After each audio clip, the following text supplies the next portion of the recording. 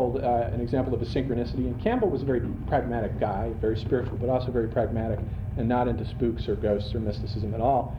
And but he did tell this one synchronicity story that was sort of similar to that episode. He said he was working on the Historical Atlas of World Mythology, and that's this big encyclopedia thing that he never finished.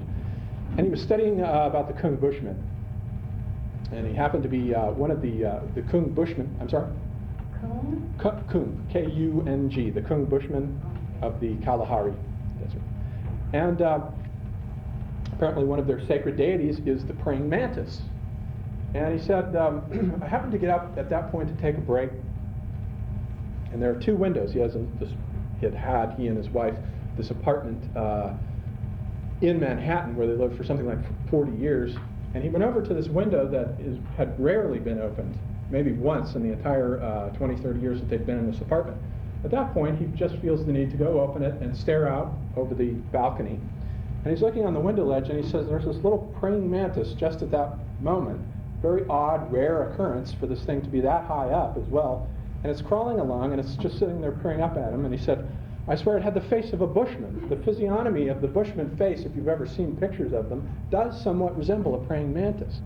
And there, that gets into other theories about the influence of the land on the morphology of the body and so forth. So that gets to the idea now.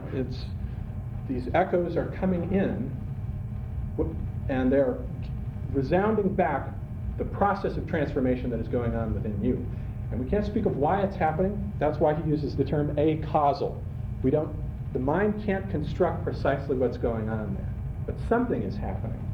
It's something that has to do with transformation.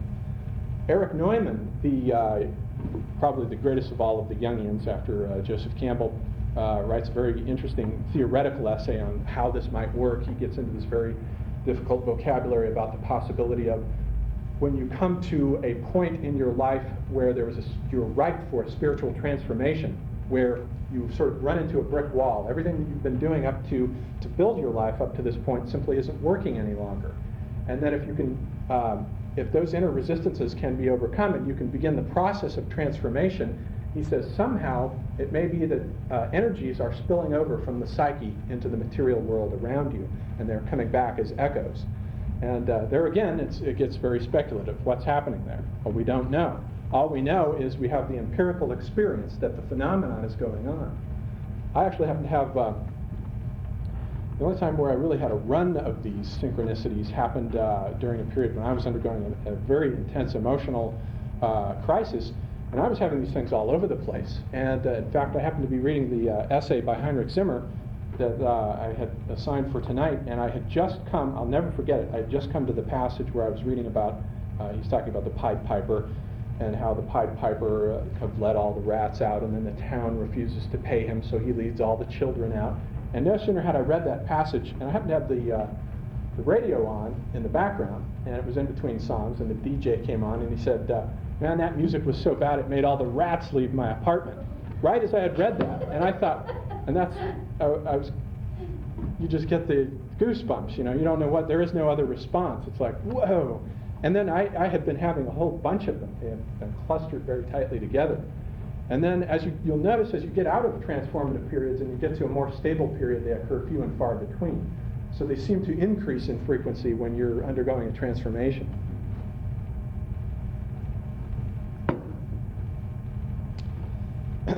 So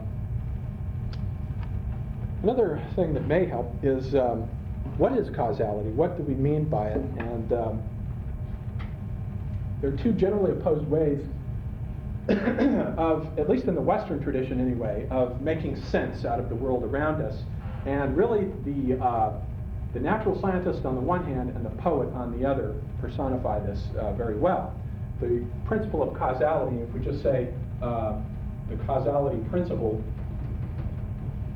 is one modality of making sense out of the world, and it's the principle of the scientist, the mechanist, the mathematician, and the destiny idea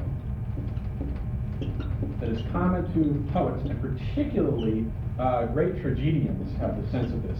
This is what Sophocles and Aeschylus are all about. They have the sense of, these are two very much opposed, but when they are undifferentiated in other cultures, they can become mixed up. In China, for example, the two have not been differentiated, and they are called the Tao. The whole conception of the Tao is at once the cause of the phenomena that happens to the world, but it is also the idea of a macrocosmic destiny working itself out. In the West, we've differentiated these ideas because we've differentiated the thinking function from the other four functions. And this really begins with Aristotle. And Aristotle goes into this analysis of four types of causes. And he says there are the efficient cause and the material cause. And these are the two primary causes that that are taken up by physicists generally as causality. This is generally what they mean when they say causality. It's mechanical causality. And then there are the formal causes and the final causes. Now, what the hell are all these four things? Let's take a couch, for example. The material cause of the couch is the substance out of which it has been made, the stuffing, the cloth, and so forth.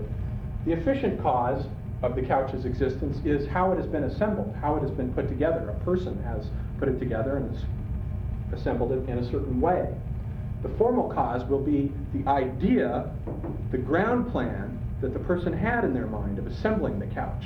You can have the means and the material, but if you're not an architect, you can't put the building together, so you have to have the formal cause. And the final cause is what it has been assembled for, in this case for sitting. And these four causes, according to Aristotle, can be applied to all the phenomena of the world. But we can divide them at this point because, as Francis Bacon in the 17th century will later come along and say, scientists don't need to concern themselves anymore with formal and final causes. They're too speculative, they're too metaphysical. The formal and final causes really have to do with the Platonic forms. The formal causes are the forms of things. And Plato had hypostatized the forms by putting them out there somewhere. Every horse in the world was a particular manifestation of the formal idea of horse with a capital H. That's the formal cause. The final cause is more like the Aristotelian entelechy, Aristotle's idea of the soul, which is always striving to become something. It has a goal, an aim, a telos, a purpose. So formal and final causes always lead us into metaphysics. And they actually represent, in the frame of reference of philosophy, the philosopher's discussion of the notion of destiny. They're equivalent ideas. The efficient and material causes have to do with physics. According to Francis Bacon, he subdivides them this way, and he says, as natural scientists, we no longer need to speak of metaphysics, formal and final causes, but we must now rely on physics. And so respect for the inward dimension of life began to drop out of the Western academic mainstream in the 17th century as a result of the walking away from Aristotle that we discussed last time, also the coming in of the atomist hypothesis and doing away with the four elements, and along with that alchemy and astrology go out, and so does the idea of destiny. But destiny keeps going along. The great novelists and playwrights, Shakespeare and so forth, the idea of destiny in the great tragedies is really this phrase, what is meant by too late. Oedipus learns too late what he has done. It's irreversible. So destiny has to do with time. It always has to do with the irreversibility of the outcome of things. They have a certain flow, and they flow in only one direction, and that is forward. And the struggle to fight that is what brings about the tension of the great protagonists of the great tragic tradition. The causality principle has more to do with space than it does with time.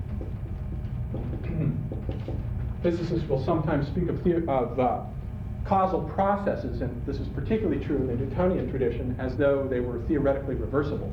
There is no regard for time whatsoever until thermodynamics comes in the 19th century, and the time dimension begins coming in, and time starts creeping in, and the two begin collapsing again into the 19th century, but that's another matter. So with respect then, these are the four traditional ideas of causality. And with respect then to the idea of destiny, another good paradigm that might help bring this out. There's a story that was told about the Greek atomist philosopher Democritus. And